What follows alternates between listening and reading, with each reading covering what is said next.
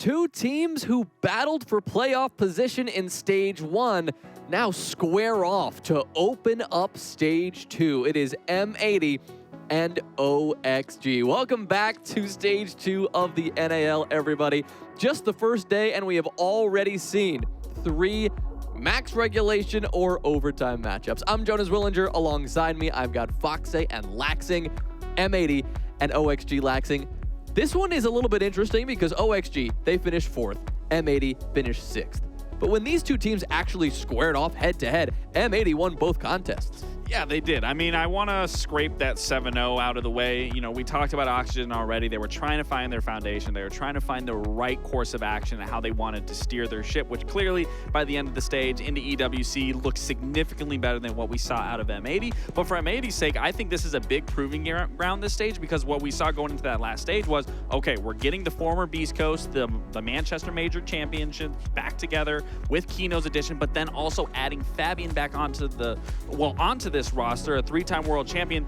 Their performance should not have been where they placed. Right, this is a team with high expectations. They have their sights set not on performing well regionally, but performing well internationally. Foxe, they didn't even get to that point last stage. No, not at all. And I mean, their new playstyle, basing it around utility, was almost a double-edged sword. It's something where we saw them skyrocket through games like the 7-0 against OXG, where they played so fundamentally sound with the utility, but then it also hurt them. And I think one player that it hurt a lot of was Kino, because we took so long for each individual player to get comfortable on this new utility-based role, and Kino was just not one of those players that was ever able to really settle into that factor. So that's something that I would love to see him maybe fall back into being more of a supportive cast, because we already have too many spots to fill when it comes to the entry role. So when it comes to Kino, I would like to see him just reel it back in, play that support, let hot and cold, play those shields, play those flexes. Well, I love that you say that, because when, again, I reach out to all the rosters, figure out any changes, any role swaps, the only difference that M80 is currently making right now is Kino is no longer a flex support. He is going to be the main hard support player. So if anything, that should be keying up to exactly what you want out of him and to only improve their performance, let alone Kino's. So that's at least addressing that issue area, right? That's a positive direction. Talk to me about this other problem they've been having with too many players in that entry role. Well, that's the issue. I mean, we have Diffuser, Gavin, and Gunnar, 3 amazing players. And you're asking yourself, okay, how come it's not working now as opposed to during Manchester or during Stage 1? And that's because their utility now is so much greater than their previous lineup of operators that they would bring. Now, you're always going to have one of those 3 players on a Capital, on a Nomad, on a Grim, trying to use that utility to their advantage, and that's hurting some of these players. Specifically during Stage 1, Gunnar was one of those players that took that back seat. He was stuck on the Ace, he was stuck on the Goyo, on these utility-based operators, so he can't be as aggressive as we once knew Gunnar. Obviously, that's a choice that Fabian and the rest of the team have been able to make, and hopefully with more time, they can be a little bit more comfortable with Kino going back to the support. Adds more spots for Gunnar to be able to bounce off of. It's not specifically just on him. It's all of those 3 players. Somebody has to get the short end of the stick, and if we can just figure out how all 3 of them can be a little bit more comfortable, that's where we'll see M80 find a lot more success and consistency. Well, that success, at least for OXG, came towards the back half of Stage 1. They had a rocky start, but they really cleaned it up, and in time to make the playoffs. They make EWC. They really got it together in the back half of the stage. Laxing, what they'll be looking to do today and this stage as a whole is keep that going. Absolutely, and that was the biggest question of going into Stage 1 is, okay, all 5 of these players are very talented players. They all came from very big name rosters, so it was just a matter of finding the foundation, finding the identity. They have laid down the foundation. They clearly now have the identity. For me, it's a big factor of that consistency, especially from a player like Forrest, where we've known with his IGLing, where I've criticized him on his shield play, where he's the first to die on those shield entries. He needs to be staying alive, whereas again, we started to see that over time start to become more perfected, more transition into a well-rounded roster, but it's a matter of, are we going to see it now going into the stage? Yeah, absolutely. And I think a big addition of what we were talking about when we talked about OXG last stage was, at this point, it's not the roster's fault. It's something to do with the coaching staff. We need to be able to see improvements. And recently, Kizzy has become the new main coach for the team, whereas Redeemer has been taking a manager position, and they picked up a new coach. I believe his name is Can. Yeah, and for me, I mean, again, you look at the placements here. They squeaked in, got 4th, EWC 12th. Sure, that's not like super impressive to say the least, but if you compare it to the old rosters of OXG, they weren't even making international events outside of that lucky, huge qualification to that most recent SI. But even then, they're doing this in such short period of time, which in some areas, great, I'm happy for that success. But that also worries me because sometimes when you find that success so early, so fast, takes only one stage, then you start to plateau. And I don't want that plateau to happen here. I don't want 12th to be that ceiling, because I do believe if they really just lock in and let, as Fox was saying, making these adjustments even in their coaching staff, that we can really see them just improve more and more with each and every single rep that they get underneath going forward. Well, Fox, talk to me about where this one could end up in terms of the map pick here. Naturally, these two teams, Oxygen, I think last stage they showed a lot of comfort on maps like Cafe. We saw from them a few times. We definitely saw, I think Skyscraper once that did not go so well for them. Where do you think they're going to end up? Well, that's one thing that OXG needed to work on was their map pool. They had 2 to 3 maps that they would always go through last stage. I mean, we're seeing the Skyscraper ban out of them. Obviously, they don't want to go back to it. We're seeing the Consulate ban. So I'm expecting them to either stick to the consistent of Cafe, like you said, or try to switch it up, bring a new map. And they're banning a lot of fan favorite maps of themselves, like a lair, and that's what we're going to see as Cafe. So obviously, it's a map that I guess works for both teams. I believe that Oxygen is thinking that they're the more strategical heavy team, so that they'll be able to get that edge when it comes to M80, because again, Cafe is such a small map to entry in, and what we were talking about with M80, they got 3 entries that are finding difficulty to all fit into that entry slot. So now you can bring them to a map where it's already very limiting. You're going to have the players not only uncomfortable from M80 because they have to play more utility-based Siege, but also uncomfortable on the map because somebody is going to be stuck outside. Somebody's going to have to wait their turn, and that's where we'll see M80 struggle.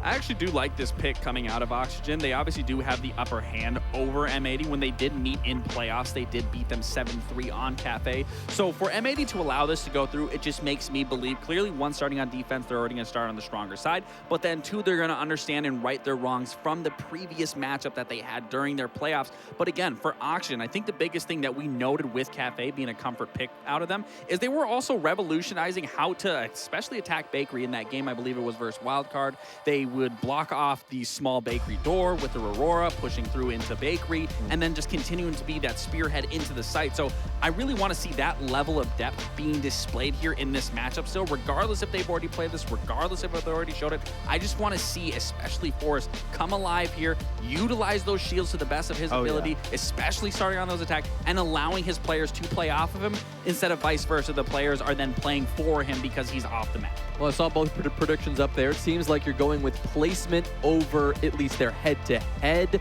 rivalry. You think that OXG are going to take this? Yeah, I think so. I think arguably you could say that M80 may be the better team, but I do agree. I think OXG on Cafe, the map suits them. They've shown us a lot to hold on to, a lot of tangibles. And when it comes to Cafe, we said at the same time as stage 1, you just said it now, it's going to come down to Forrest. If he can be that person, that spearhead to open things up, but know when to reel it back, that's what we've been seeing out of Forrest recently, is knowing when to reel it back. So for that, I think OXG takes the edge. All right, sounds good. Well, I know Parker and Jesse are getting ready to go. This time, Parker, I'm going to go directly to you. We don't even have to go to Jesse. Who do you think is going to win this one, Parker? Well, thank you very much. I don't know, and I famously don't make predictions. I don't even build my own fantasy team. Jesse actually had a bot pick it for me, which is why if I lose, I shoulder no responsibility for my team. That's just how it works. I abdicate all responsibility. I did nothing wrong. Okay. Thank you very much, Parker. Listen, we've got a great game ahead of us right now because it's one of these games where, yes, Oxygen were the better team in stage 1. They got top 4. But a lot of people in the community would have said, well, M80, they were expected to get top 4. They beat OXG in playoffs. Who really deserved, quote unquote, to get that top 4 spot? I don't like using the word deserve, but some people have been throwing it out there. So we get a bit of a grudge match to go between these two teams, and it does cut deep. In fact, after being eliminated from playoffs, Hot and Cold tweeted, another EWC I will not be attending. Sucks how many throws we've had this playoffs. Also sucks that we beat one of the 4 teams that is going. So you can tell there's a little bit of blood here. There's a little bit of maybe frustration. In the community vote, 82% to M80, if I just saw that correctly, Parker. So I think there's a big sense in the community that maybe this is a chance for M80 to get revenge over a team that got the spot for them in the top 4. I don't know if something funny is going on with the community vote, by the way. It's been 82-18 on 3 occasions that I can recall, matches 1, 2, and 4. I honestly can't remember what it said for DZ versus Cloud9, but I do wonder, maybe the same people are voting over and over again. Maybe somebody has a botnet that is actually taking full advantage of democracy in action here for our community vote. Could you imagine somebody doing that? If you're rigging the community vote on twitch.tv/rainbow6, you've got to get a job. Like, I'm sorry. That's a sad place to be. Just don't have to be openly rude to these people, but Operator ban's coming through. The IQ ban is kind of interesting for me, Parker. Everything else is like statistically likely, but the IQ ban tells me that we're likely to see some Valkyrie shenanigans here on Cafe. It's a strat that Team Secret actually ran back at EWC, where it would ban the IQ and they would run a ton of the Valkyrie plays just so that they could fully abuse that. Will also help them for the Pulse play, which I see Grixer jumping on right now. In fact, every one of these operators, except for Adam on the Goyo, can be susceptible to IQ plays. So, gonna be interesting to see how M80 come up with solutions to that. They can kind of guess what's going to be played by the defenders based on the fact that IQ did get banned out, but it'll be up to them to be vigilant and spot out these Valkyrie cameras. Maybe Gaveni on the Dokkaebi will be part of that answer. by the way, the numbers for the community votes are legit. There you go. It was 82-18 for the first match. It was 82-18 for the second match. It was 80-20 for the third match, and then 82-18 for now this fourth match. I will say all of the games, I think except for this one, have had clear favor, where 80-20 is reasonable. This one, I'm shocked OXG only got 18%. I think the community's sleeping a little bit on OXG. We'll see. One thing that this secondary pistol brings is flexibility for attackers that, or for operators rather, that you didn't necessarily see all that much in their designated loadouts. A good example of that so far today has been Sledge running shotgun non-stop. We've also now seen a couple pulses running shotgun with that secondary, because usually you have to use the FBI pistol and most of the time you're using the UMP. Here we see Grixer using the shotgun. These small changes to sidearms that in some ways function like primaries. I mean, the SMG-11 and the SMG-12 could very easily be a primary weapon with the way that they're used. It allows different operators to shine in different roles, and it will bring changes as well to the way that teams go about attacking and defending. Very first pick came on the side of OXG, immediately answered back as Adam dies at the hands of none other than Hot and Cold, who will work his way into the bomb site. And this is a very quick one.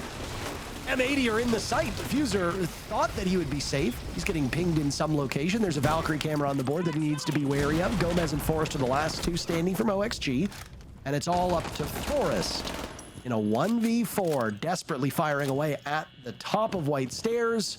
Diffuser will get the diffuser down or not. You'll actually have a photo finish there as Gavin gets the exit kill right as the objective was about to maybe be planted. Somebody with better eyes will have to tell me that one. M80 takes round number 1. That was literally on the pixel. I have no clue. Great push, though, from M80. That mining dining bomb site can be tricky to defend because it is one of those sites that's very susceptible to those fast rushes. And it wasn't necessarily a rush in the same way that we saw from, say, Space Station a few hours ago, right? Where it's a blitz through the window. It's a bunch of players immediately getting in through the mining window. Instead, this time, it's a bit of a pivot.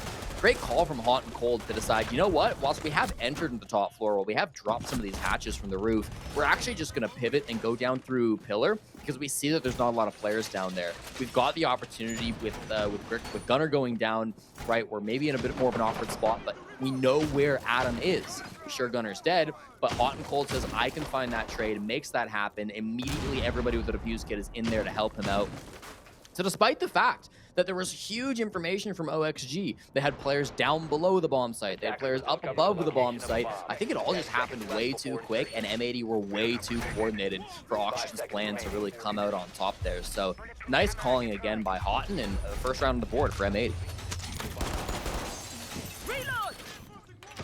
One of these teams, titans of their region, orgs that have been around for a long, long time. OXG has gone through a number of different rebrands, settling on what I think is their best branding so far. They were known as Team Ronin, I think, way back in the day.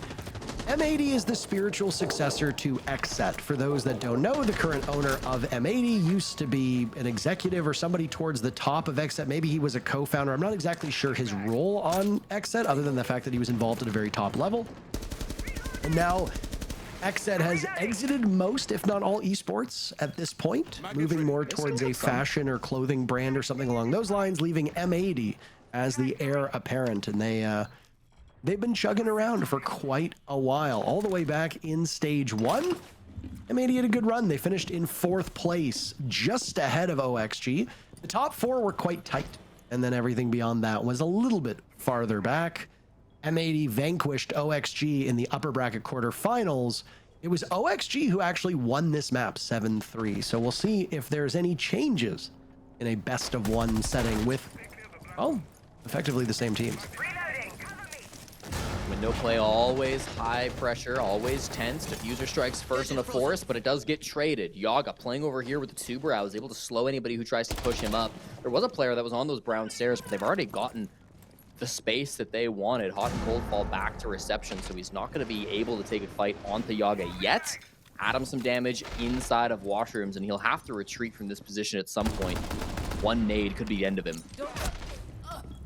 Yaga slaughtering Hot and Cold and then immediately dropping as Adam had lost some HP as well. Forrest the only casualty on the side of OXG.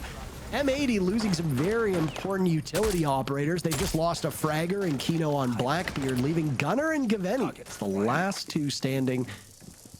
One outside of the building, the other with a sidearm trying to do battle, but oh my, that super shorty, that side ITA shotgun, that thing does absolutely nothing. It's like a wet pool noodle.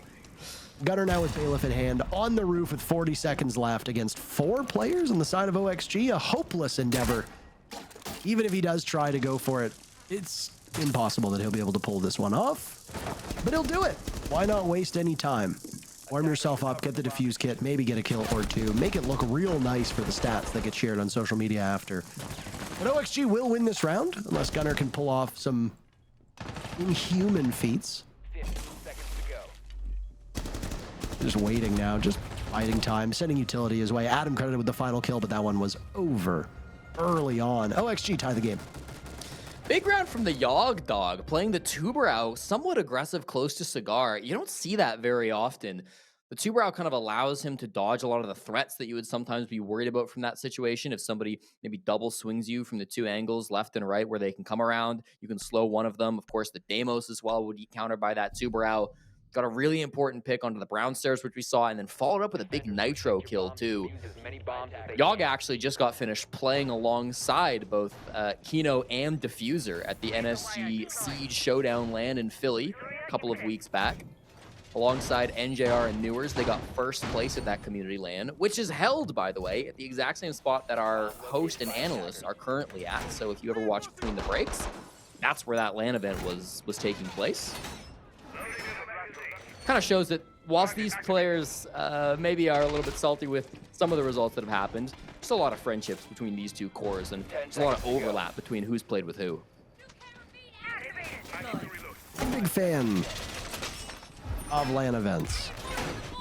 I wish we had more of them. I do miss being able to go and get to meet the teams and get to talk to the teams. One of the changes that's happened over the last couple years is that teams now get their private practice rooms, whereas before they used to get, I can't even remember what Pojo Man called it. He called it like a cell block or something, because basically every team got put together. It's a nice run out from Yaga, and he almost gets the Blackbeard too. He was doing an awful lot of damage to the shield, but Kino just watched as those bullets flew over him. That could have been real nasty and completely blown M80's chances sky high. But Jesse, I don't know how many of these you got to experience, but back in the early days of LAN, they would build these temporary rooms that they would set up, and all of the teams would be in relatively close quarters to the point where they would literally share walls with each other. And it got a little zany at times, but one thing it really allowed us to do was go through and talk to the teams. I could literally walk and knock door, and just come in and just say, hey, like, nice to meet some of you. Nice to see you again. Like, how's it going? I could stand there and watch them scrim. I'm reloading. And it was great. Now, the practice room meta, if we want to stick to gaming terms, are that you get a private room on a private floor of whatever hotel we're staying in, and that is your room. And it's nice, obviously, and I'm sure the teams love it because there's more privacy and more separation, but it just makes it harder for us to keep abreast of what's going on with the teams and their matches. Gavin dies at the hands of Adam, and that first brief bit of action from OXG still paying off as they still have the numbers lead. Yeah, this cocktail pressure is really tough now for Oxygen. They need to get out of there, and they will all fall off with that. Trying to use the vert angles now because they know that there are still players up above them. Honestly, they should be feeling pretty good with how it went. They didn't lose anybody after Yaga did his one jump out, so they've now managed to take down 2 of those attackers. Time is not great for M80 either. The fact that they get out of that cocktail with so much pressure and they don't lose any bodies is kind of crazy for Oxygen. Now, you've given up a lot of this control, and Hot and Cold will be able to get good value out of this Ram, but I'm not sure if it's going to make a big enough of a difference. Adam takes down Kino as well, so that's your defuse kit holder down. Feels like this might just be a 2-1 lead for Oxygen that's building. Down goes Adam at the hands of Hot and Cold. M80 still fighting from behind. Hot and might be old and might not be on those typical fragging rolls, but he's still putting in some serious work here. Bails off the defuse plan at the last second, but Diffuser fires through the wall. OXG had everything going for them and will now find themselves resting all their hope on the shoulders of Gomez as he and Hot and Cold engage in a 1v1 with 15 seconds left. Gomez just needs to wait. No real point in him taking the engagement, but Hot and Cold waits him out, and M80 takes the round. Just no information for Gomez. Despite the fact that they've really focused on bringing an information-focused lineup, there was no intel on who was doing what. The only camera they had was the reading default in 90 hallway, and that's just not going to be enough. They don't really have the ability to know where Hot and Cold is at. There are a couple of drones. It looked like the only drone that M80 had was one inside of Laundry, which might have seen Gomez go for that swing out into the hallway. Regardless, unfortunately for Gomez, Hot and Cold comes back in a ridiculous comeback, I gotta say, from the 2v4 where it looked like M80's hopes had been fully dashed. Credit to Hot and Cold for getting such incredible trades in the midst of that round, being able to find a couple of those earlier frags that went down. Diffuser as well, working a completely different side of the map, up inside a cocktail, holding that vert angle and then covering his planter too with that brilliant kill. Wonderfully done, and we do see the response with the Valkyrie ban come out from M80. You had to imagine that was coming. The 3 rounds of IQ gone with Valkyrie on the board have been played, and we won't see that operator any longer. There was a day where you told me that IQ and Gridlock would be banned. I would laugh and say, that's not true. That's peak silliness. But here we are. The cafe. Yep. Gotta get rid of a shield. Anti-flank is always annoying. Now, if you're going to bring it, Nomad is likely going to be the go-to dedicated anti-flank, but while she was a part of M80's initial lineup, Diffuser has now swapped off to a Fuse, which will be entertaining to watch. Fuse is not just a typical anti-gadget or killing operator anymore. He's a lot in terms of anti-gadgetry. Taking out Goyo canisters, taking out mute jammers, taking out frost mats, anything that might be down there. He's also got the ability to get through reinforced walls and hatches and brings that secondary hard breach. He uses more than he used to be. I think the thing is that a lot of teams have been trying to force a Fuse with a shield into the meta, which is what has made us be a bit critical of the operator, because Fuse with a shield, especially if you're Forest, who loves to do that op, really does not seem to pay off at all. Yeah, it's never a go-to situation when you're running Fuse shield. You're never happy about it. Diffuser not on a shield this time, though. If there was going to be one, it'd probably be on Hot and Cold, but he's running the Twitch, so they're happy to just run this with the gadgets. They've brought loads of verticality. The Fuse will be used from top down. The Ram will be used from top down. The Buck will be used from top down, and then they're likely to try to go for this execute with Kino running those lines. What a nitro, though. Finds Gunner from the run-out. Force makes the move happen. That'll stop the Ram again. I think with so much soft reach that they have, they're going to be okay from a util perspective, but every body will matter. And as these Sens rollers come down, it's going to be really important that they can cover the position from VIP so that they can successfully get down into the bomb site and make that plant happen. Otherwise, it could be really scary if this plant starts to drop. There go those cluster charges, which will make the defenders dance just a little bit and maybe sweat a bit too. Sens' pick rate continues to climb through these stages. That concealment is oh so important, but also some buffs to Sens have made a world of difference. Not to mention the fact that the 417 that's brought hits like a truck. Diffuser finds an equalizer on the side of M80, but he's not long for this world as the nitro cell goes out at the hands of Yaga. Gavin gunning down Adam, and we just cannot shake each other, can we, boys? M80 and OXG trading back and forth. Grixer and Kino still searching for their first kills. Everybody else still alive on the board. Hot and Cold has acted as a bit of a heat sink on this team. He and Diffuser combining for 11 kills. The other 3 players on M80, just 2. Now a game of chicken ensues. Control from above from the Buck, but he'll have to get into good position. So now we see Grixer circling around. Kino finds his first kill. Grixer won't find his. And amidst those Sens walls, down goes the Diffuse kit, vaulting on over. Gomez attempting to assert his influence, and he does just that, leaving Hot and Cold in an unenviable position where Gomez gets them both. OXG overpowering the Diffuse plant and then sweeping through what little remained to give themselves the round. I really like that OXG didn't just sit still there. You know, it was a 3v3. The timer was really low, but they recognized that if they just let this plant happen, M80, with the cover of those Sens walls, will be in a great spot to make that happen.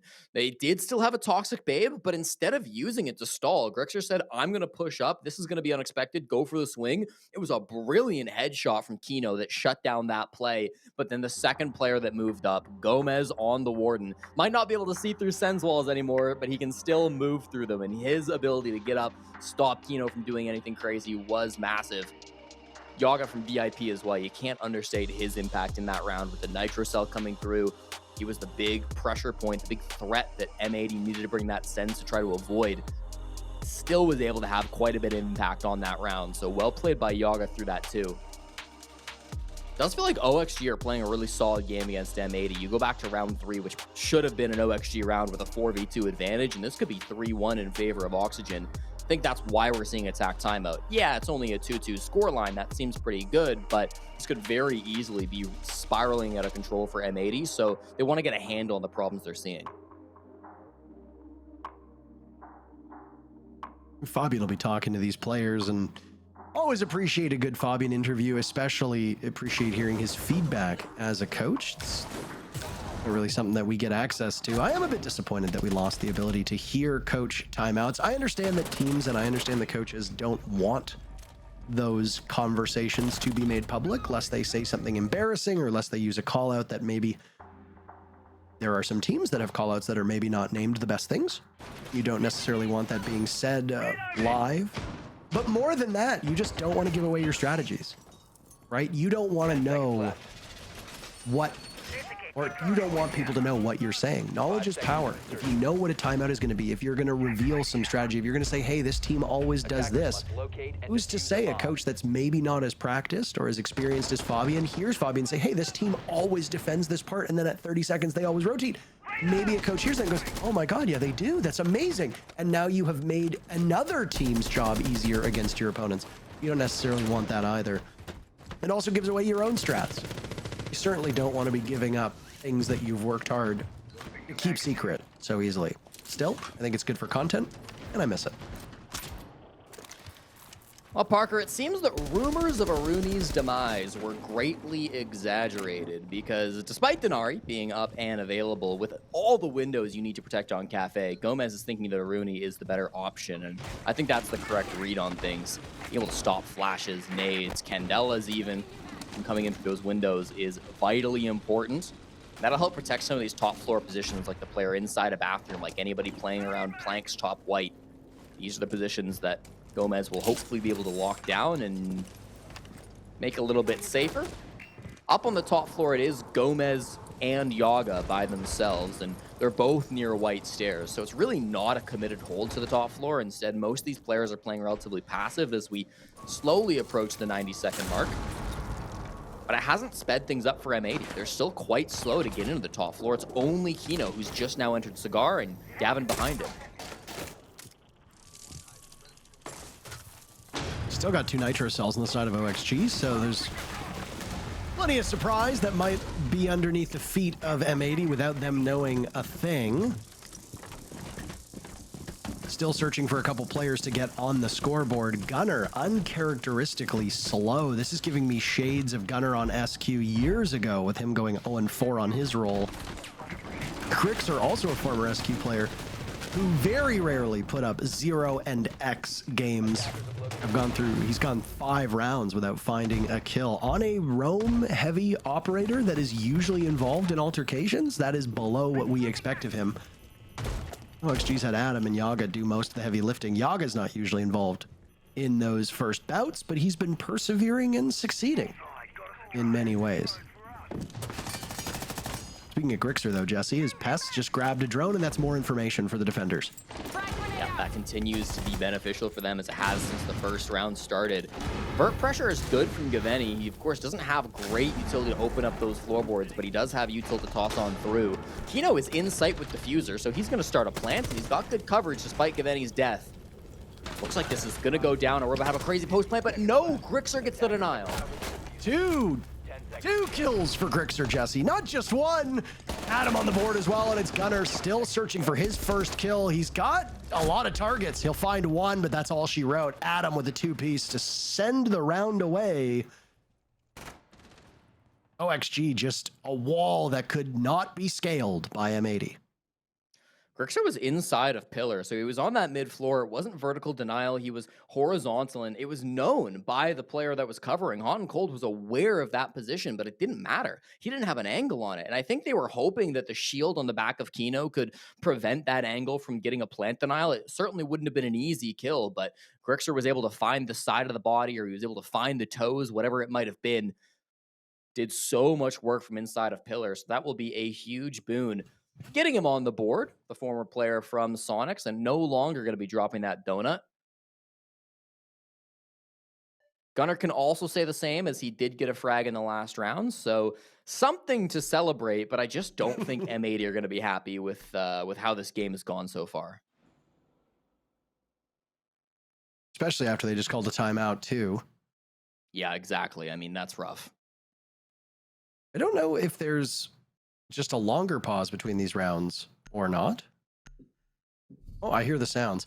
The beautiful thing about all these players wearing glasses now is that I can often see what's going on the screen through their glasses. It's like, are we in the lobby? I don't know. Oh, what's going on? Well, let me check Adam's glasses. Let me check Kino's glasses. Oh, that looks like the lobby screen. Okay, we're good. We do have access to the admin feed.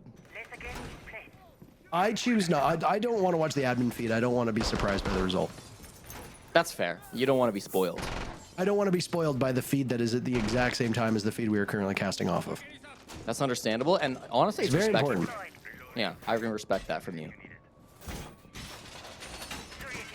10 seconds to insertion. This might be the first time you've ever agreed with anything I've ever said. I don't think that's true. And right back to disagreeing you go. Perfect. What is Forrest doing down on the bottom floor, I have to wonder. He is roaming quite a ways off site at this point. Adam going for a bit of a spawn peek too. We are a top floor defense to end out the first half. Gomez not alone on that bottom floor. Of course, he's got Forrest with him. So it's going to be 2 players playing below the bomb site, both with an impact each, and a run out for Gomez will strike first, finding Diffuser. That bottom floor presence, oh so important to deal with, an M80 maybe just not aware.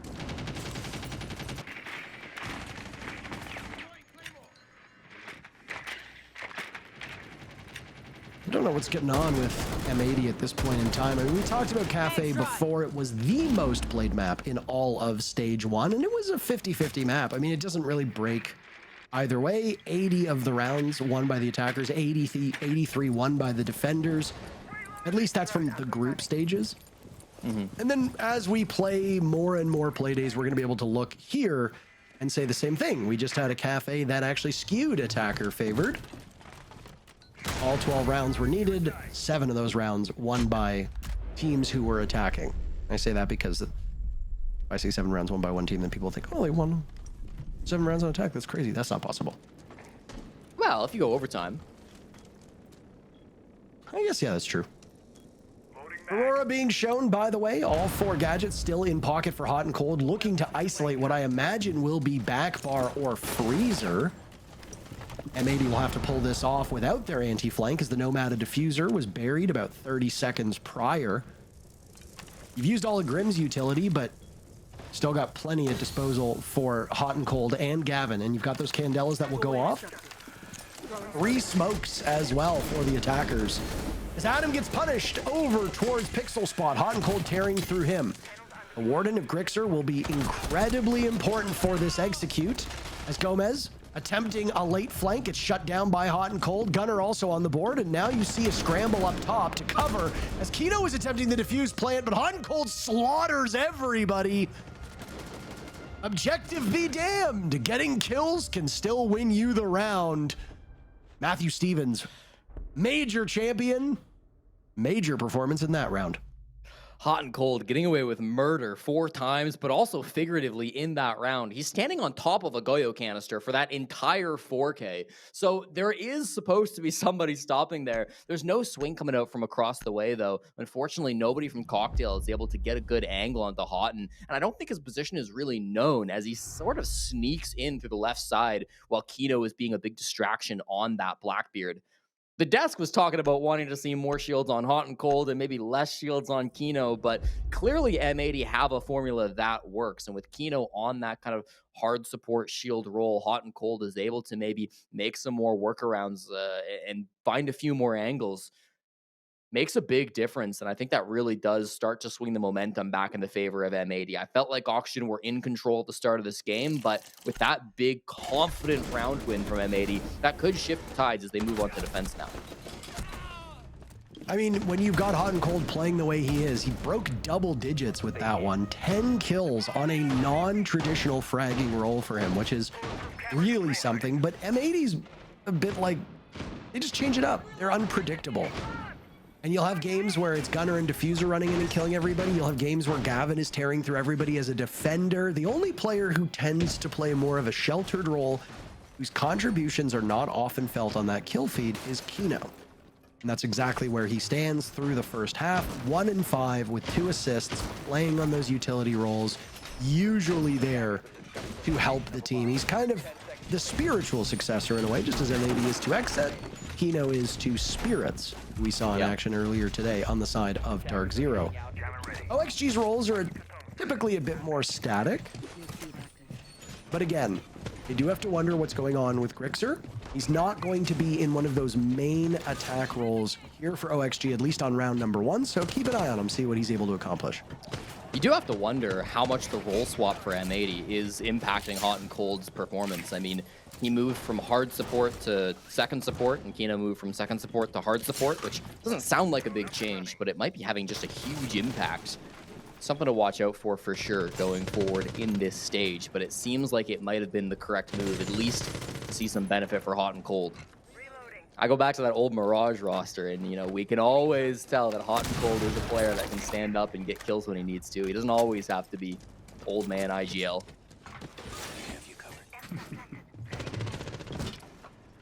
There's a joke a while back when Hotton was like, the day that I turned 23, I got put on Hard Breach because I was too old.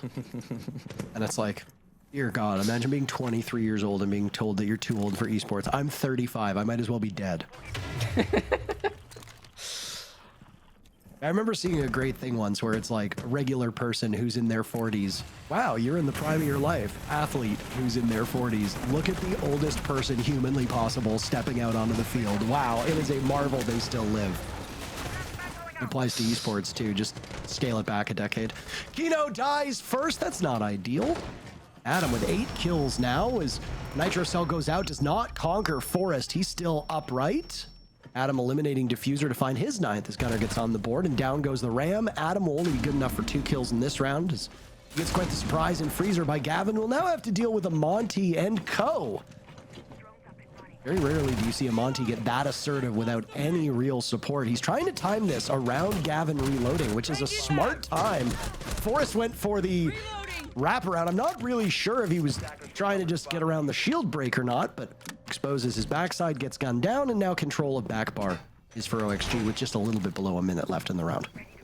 So they'll get full top floor control. They've got actually pretty good soft breach, with Yaga still having one of those breaching charges and then one of the Ash charges as well to start opening up the floorboards. Hot and Cold and Gunner, this is an old school duo who will be trying to hold things down inside the site. Drones are quite strong. It looks like they only have one alive on the side of OXG, but getting great value out of it. I don't know if Yaga knows there's a guy just below him inside train. He can't get the kill regardless, but if he forces some movement, he could manage to get himself into a strong position. They've got to find a way to bring the defuse kit down at some point, Parker. I imagine it's red stairs, but with that frag, could be the hatch as well. Otten might be feeling himself, but I don't know if Deagle against 2 players feeling himself is where he needs to be. He finds one, but his attention was elsewhere, and OXG is all smiles after what very easily could have been a 1 round by either team. I mean, swap to your secondary. It's faster than reloading, right? Especially with the Deagle at that range, you're going to kill somebody in 2 shots. If you hit your shots, which Hot and Cold so far has been doing, but M80 comes up just a little bit short in that round. Very close, but in the end, I think it does come down to winning that opening pick in the 2v2, getting the vert angle. Shield play coming through from OXG was a little bit questionable, perhaps. Though Shield Monty 1v1s are not what they used to be, that's for sure. But in the end, they're coordinated enough. They have really good trades on that execute, and it does seem like OXG are right back into form on the attacking side. Certainly a scrappy round, maybe one that gets a little bit out of hand for them, but they managed to pull through with it. Information was big from Hot and Cold as well. I just want to mention quickly, there was no IQ being brought in the previous round, and we saw Hot and Cold getting loads of value out of those Valkyrie cameras. They were thinking about it on the side of OXG to bring the IQ out, as Hot and Cold is once again on this operator, and there's Electroclaws down below, which could be valuable for an IQ to find too, but they go for the Dokkaebi instead. Try to make something happen to get this information and work it on the favor of the attackers instead. Finka has not seen a lot of use today, but will be brought nonetheless. What is... Is that a new icon? I was going to say, that's not Finka's usual icon. I didn't see anything about that. No, that is definitely new. That's cool. I don't know what it is, to be honest. It kind of looks like a shield with a halo running really fast. Yeah, I could see that. It kind of looks like a shield from Zelda with a halo above it running really, really quickly. Or it's like a net that's like just like a little loose on the top. I don't know, chat. What do you think it looks like? Weigh in. Weigh in. Why don't you do me a favor? Why don't you post in chat what you think it looks like? I'm sure the mods would absolutely love that. Well, I mean, we won't be able to look at it much longer. Adam's the first one to die. With the Adrenal Surge going off, M80 has rebuffed this aggressive push by OXG so swiftly. Gunner's the only person on M80 to be staring up at the great beyond above him. Every member of OXG seemingly killed from ways they weren't expecting, which is not ideal when your idea is, let's just rush into the bomb site, and then everybody who you think is where they are not, and then you are all of a sudden dead. Forrest has managed to escape the shield bans that usually plague him, so he gets to play on Monty, but doesn't really have much great effect. Another perfect round by this M80 squad. Hot and Cold in particular having a very good game up to this point. Back and forth, these teams will go as evenly matched as we had hoped. A lot of big moments coming through in that chaotic round. We were focused on the site execute, but the top floor was getting a little crazy too. Diffuser with a big 2K up above to stop that push right as it started. He was really impactful to be able to start to maybe give a little bit of momentum to his teammates so that there was no above pressure to help on that execute as it was coming up from the white stairs. So credit to Diffuser there. Also, of course, for Kino for finding that first frag as the rush came through. I think if they'd surprised them on that white push, that could have gone their way, but Kino seems to be 100% confident where that push was coming from. Was very much aware. There was Barb on the white stairs, which might have helped to alert him, or perhaps he just heard the giant shield of Monty running up that staircase as well. Regardless of what it was, information was strong from M80, and they do keep this game close, 4-4. It seems like it wouldn't be a proper match on the first day of NAL if it didn't go at least 12 rounds, Parker. 5 seconds left before insertion. I was expecting good stuff between these teams. We have needed to go the distance every single step of the way. We are about an hour behind schedule, so I hope that everybody's having a great time. I am. I get to spend an incredible amount of time with you, the audience. And the fact that I'm here with Jesse is also... But, you know, if we have to go another hour, that's totally fine with me. Wait, Parker, I think you cut out. You said spending time with me is also... Oh, my mic's been having issues. What I said was that when I'm spending time with Jesse, it's... It was probably good. It was probably... It's fine. Yeah, man, I was saying really... Stuff. Do you not hear what I'm saying? Like, is it not... Just a little cart. It's fine. This is going to be a clear out of the pixel shield, which is what Yaga's hopefully going to try to go for. It is Jaeger and Wamai on a shield inside of Piano, which is a bit of an old school strat, but certainly could be effective. That those Aruna gates as well, covering the mirror window looking into Piano, it really does prevent a challenge to OXG. They'll need to get a lot of utility inside this area of the map if they want to clear it out. You can tell, just as they're starting to drone it now, that there's a bit of hesitation. They've got to really prioritize what they want to use their util to actually clear. Both a Wamai and a Jaeger on the board as you see Gunnar evading the nade, thrust his way, and the shield is still standing, which to me, Jesse, is the most amazing part of all of that. They threw 5 nades, Parker. The shield's still Somehow, up. Gunnar survived. And there goes a Nitro sellout as well. It doesn't net anything. None of these explosives are working. Maybe they're all using dummy nades and dummy C4. I'm not sure what to tell you here.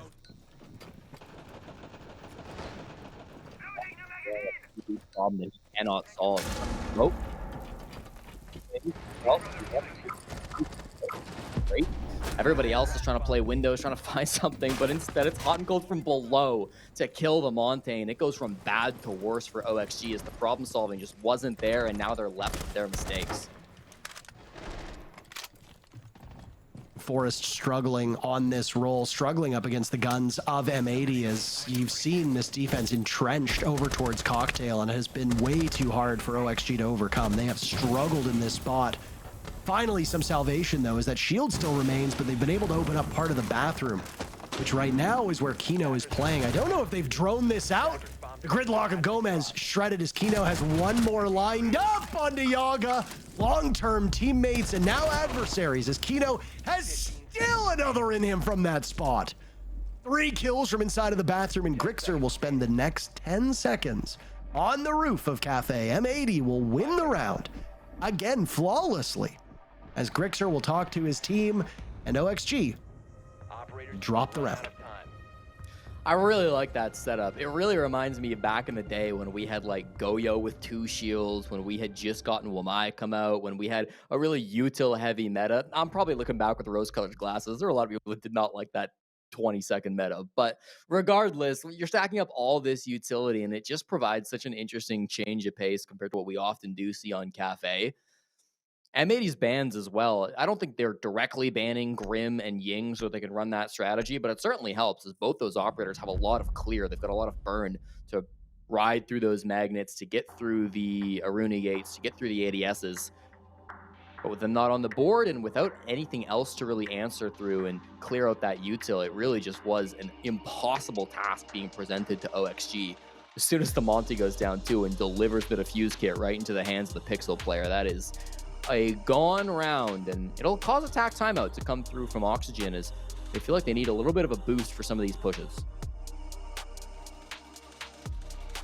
And they have to sort this out, and keep in mind that when they're talking, it also allows the other team to talk too, Jesse. So Fabian will be able to talk to M80, but if you're OXG, what do you focus on? What is the main sticking point for this team? You're on Cafe, you're going back and forth with your team. Nothing is really letting you stand out from your opponents.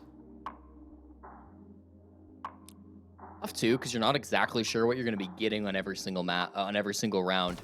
We talked about this earlier, but you don't necessarily know what site you're going to on Cafe because there are 4 viable bomb sites. I would say this map in particular, compared to every other map in the pool, has the most viability on its 4th. A difficult game where you don't necessarily know exactly what's going to be coming your way. After the operator bans too, of course, that will shift things up. So lots to talk about if you're Oxygen Esports. Generally, you don't get to talk with the analysts, but it's worth noting that OXG have a brand new analyst on this team and have just added canned the squad at the start of the day. Former analyst for Kintrope Gaming in Bomb Japan. located by attackers. 10 seconds remaining.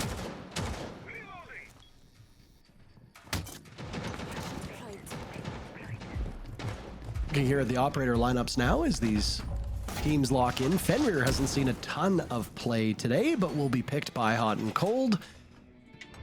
Somewhat of an intriguing lineup for M80. Vigil, Malusi, and Fenrir all together. Then Aruni on the board. This will be designed to slow down Oxygen's advances. Oxygen doesn't have a real fast team right now.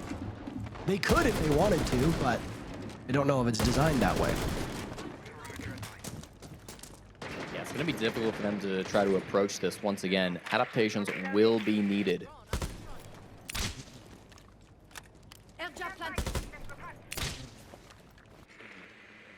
Mark, I'm happy. Yep, I am as well. So you are not alone there. We are just trying to soldier through it, but there is not much to be done. Unfortunately, sure, it's riveting. I hear it's great. I hear logic bombs going. I hear a grenade go out. I hear bullets firing. Oh, I can see some deaths. Both Adam and Gunnar have fallen. One apiece, 4v4. I also see that. Okay. It's a dreadful match from Gunnar, if I'm being completely frank, and especially on a fragging roll.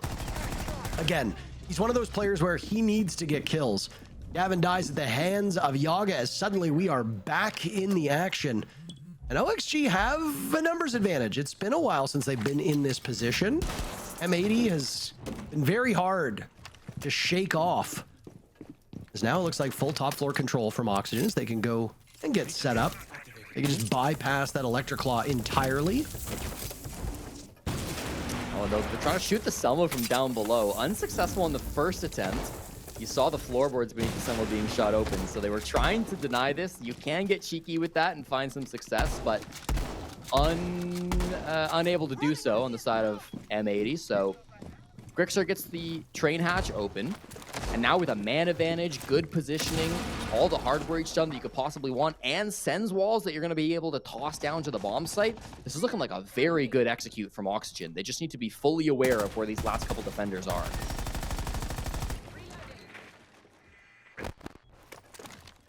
And M80 still have their big bad of Hot and Cold on the board as well, and much of these gadgets will persist. I mean, yeah, you can't change which of those F-Nauts go off, but Sens walls will go up in a beautiful display as Forrest takes full advantage of that. Kino is looking in the complete opposite direction. Hot and Cold also pulverized. I want to know what OXG said in that timeout. Diffuser right now finds one, but right as the Sens wall falls, he too will bite the dust. And OXG just, they cannot be shaken either. Tie game yet again. Every game today will go the full distance of at least of regulation. Forrest, that was one of the most beautiful Sens plays I've seen in a hot minute. Just fully blocked off the angle from inside of dining. And, you know, when you're dropping in through train hatch, that's the problem, right? You've got two different bomb sites that are basically have a crossfire on you. But if you can isolate one of those, you effectively force Diffuser to have no relevance at all. He becomes completely impactless into 2v4, and in the 3v4, I should say. And it becomes an effective 2v4 because he is just cut off for the rest of his team, cut off from where you want to push. The fact that they also had a Dokkaebi entering in from the bottom floor that was going up round was the final nail in the coffin that OXG needed. Very cool attack coming out from them, certainly helped by the fact that top floor clear went so well too. So they will tie this up, Parker, 5-5, feeling confident. OXG very much in this game. M80 by far have the head-to-head 2-0 on the season. Once in a BO1, once in a BO3, but Oxygen are showing just how much better they've been since they got 7-0'd back in the group stage of stage 1. Mm-hmm.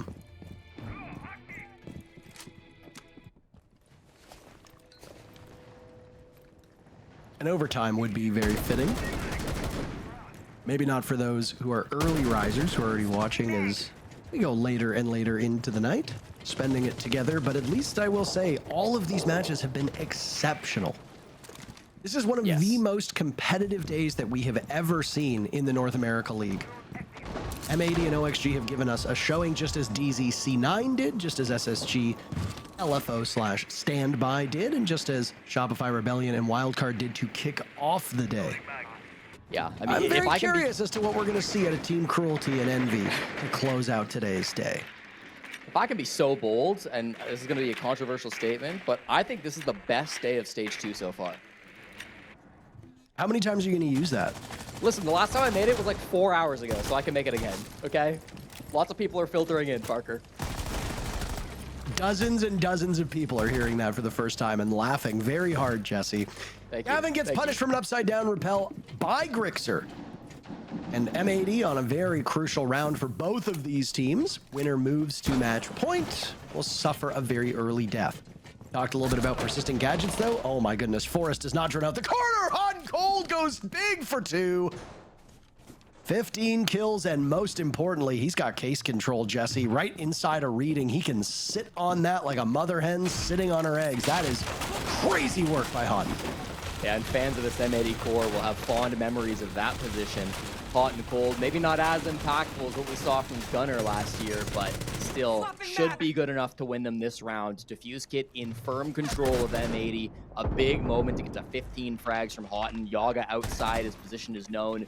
Grixer's walking into the lion's den as he walks into reading. I mean, they don't know any positions on the side of M80. Limited util, limited info. Attackers have recovered their I guess time is still somewhat on your side. And the thing is the 3 players remaining on OXG can still get kills just based off their own abilities. But yeah, if you're walking in blind to the bomb site, not much you're going to be able to do. Kino standing pat with the final 2 kills of the round. Well, 2 of the 3 ain't bad. M80 move to match point. 12th and final round of regulation. Can OXG claw back and send us to OT? Kino had 1 kill at the halftime, by the way. I believe he's now going to be sitting at 7 as we head into the final round of regulation. So it's really been heating up on the defense. Again, I don't think that's even necessarily a change in how he's been playing. That's just the roles that he's been playing. He's no longer on those shields and the hard support operators, and you can definitely have a bit more of a statistical impact on the defensive side when you're playing hard support. So nice to see Kino coming alive on the second half. The support duo have been the stars of the show, with both Kino and Houghton coming alive this second half through the first half too. Now it is do or die for Oxygen, and they will be going against the Denari, which we saw twice in our last game, as Cloud9 brought that operator out a couple of times. Didn't see huge success with it, but maybe M80 will have a different idea. They're pairing it with the Aruni, so it's going to be lasers all the way down.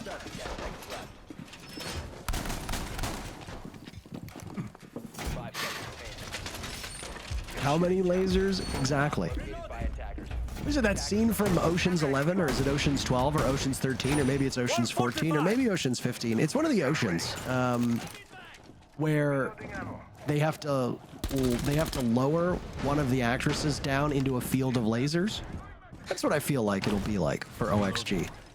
A terrible start to lose Gomez and those logic bombs. Man, what an awful operator to lose so early on.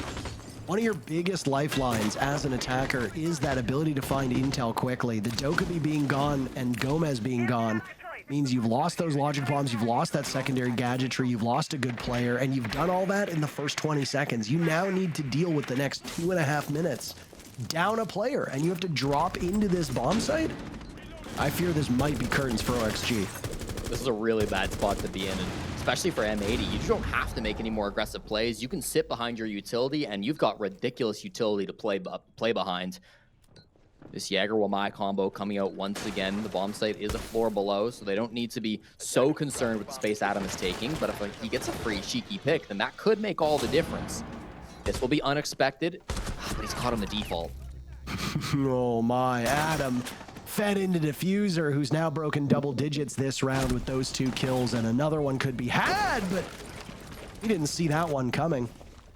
M80 might be able to retrieve Diffuser with the 3 players from OXG, some of which are in the building, in position to potentially strike, but M80 has spread out. Again, lack of information for OXG. 90 seconds left. They have a single drone, Jesse.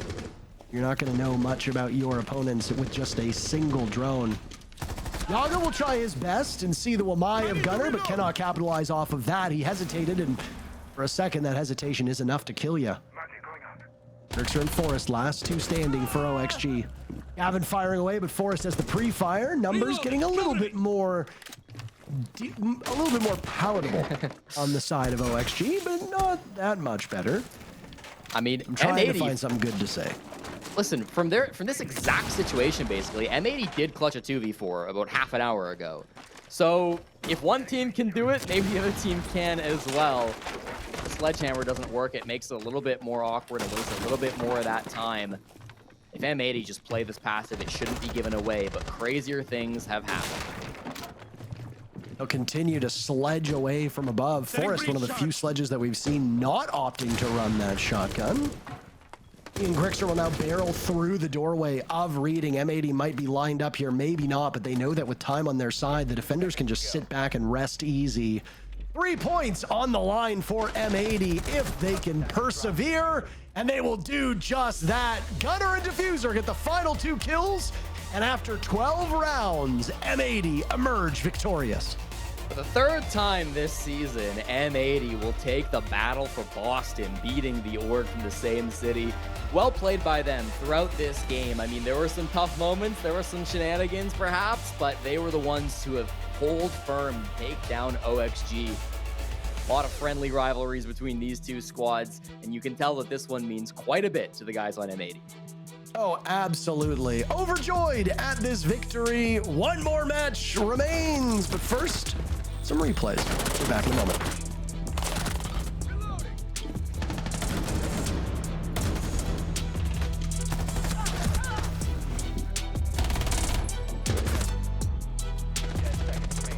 Attackers dropping.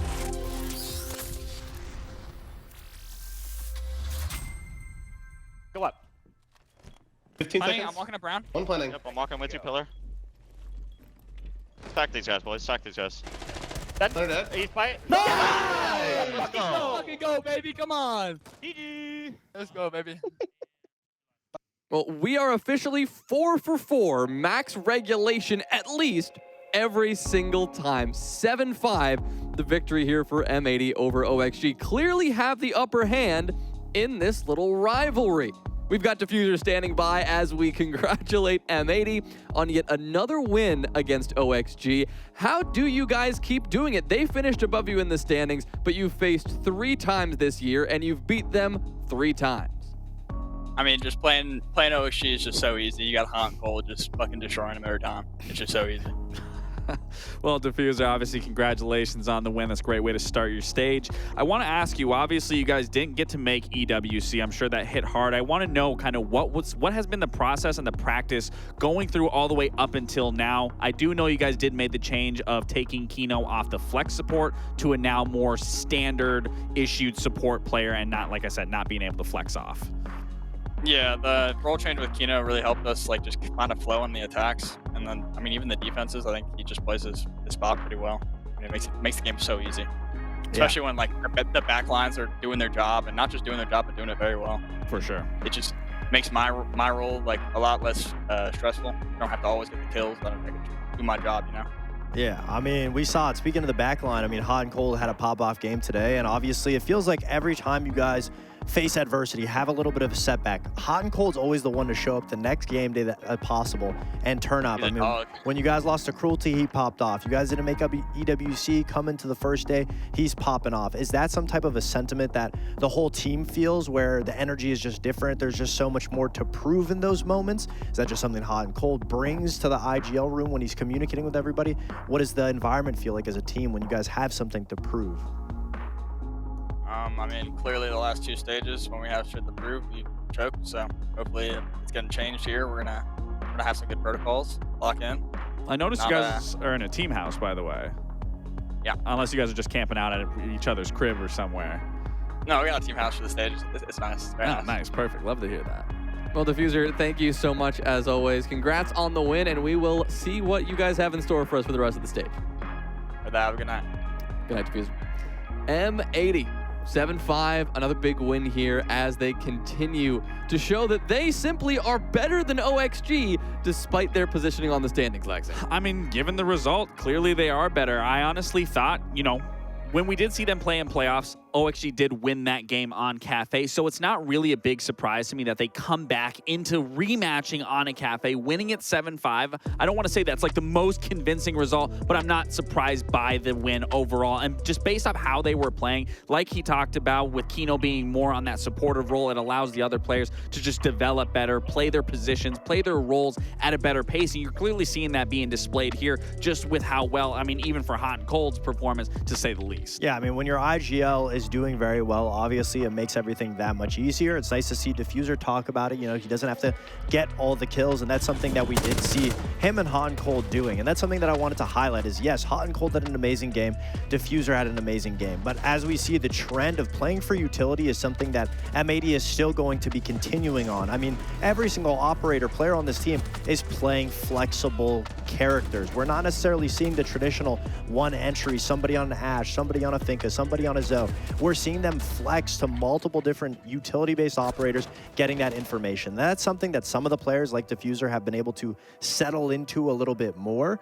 But other players like Gavin and Gunnar, I mean, not everyone's going to be getting the kills, but it still seems like there's a little bit of comfortability that they have yet to achieve that hopefully as the stage progresses, they'll be able to accomplish. Well, clearly we saw Hot and Cold comfortable, as we just saw, 15-5. He was going crazy all game. We highlighted Kino coming into this one, Lax, as somebody who now on that full support role. How was that going to shake up? We know for sure that it wasn't amazing, but round 9, he had a nice triple kill and showing us that, yes, there are improvements here. I mean, from the time that Wayne Fox picked up Kino and to where he is now, Kino's always been a very stationary player that if you put him in a position where he's comfortable in, he will make magic happen. So it's no surprise when you're actually allowing Kino to play something that he's more comfortable in, you're going to see him shining. This is the Kino that we all know and love and that we expect these kind of performances. And Diffuser said it himself, we can rely on Kino in these positions because he is comfortable. And I think if you're gonna, you know, there's that saying, you know, too many cooks in the kitchen causes chaos. I think it's as simple as, okay, you're removing one person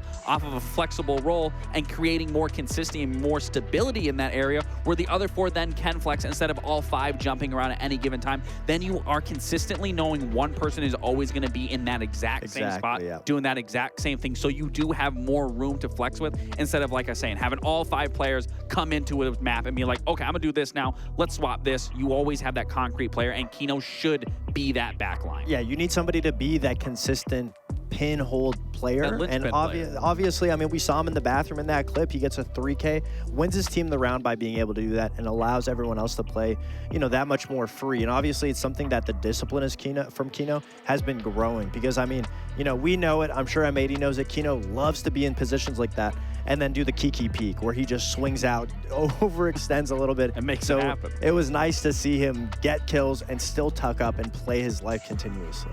Well, our next matchup, the final matchup of the day, of the first day of the second stage of the NAL, it's 2 teams looking to bounce back from stage 1.